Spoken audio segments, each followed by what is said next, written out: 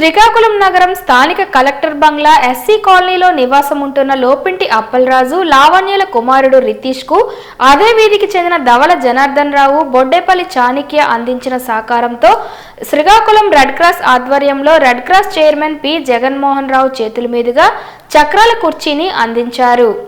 ఈ సందర్భంగా వారు మాట్లాడుతూ రెడ్ క్రాస్ ప్రతినిధి నంది ఉమాశంకర్ వాట్సాప్ స్టేటస్ ద్వారా సమాచారం అందుకొని ఈరోజు చక్రాల కుర్చీ వితరణ చేపట్టిన ధవళ జనార్దన్, బొడ్డేపల్లి చాణిక్యుల సహకారం గొప్పదని, ప్రతి ఒక్కరూ ఒక సామాజిక ఆలోచనతో ముందుకు వచ్చి నిరుపేదలకు అండగా నిలవాలన్నారు.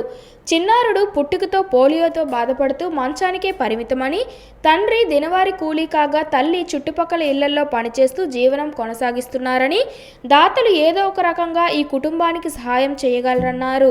ఈ కార్యక్రమంలో దాతలు, బాధిత కుటుంబ సభ్యులతో పాటు రెడ్ క్రాస్ ప్రతినిధులు Chinmayarao, manager G Ramana, Nandi Umashankar, B Jagadish తదితరులు పాల్గొన్నారు.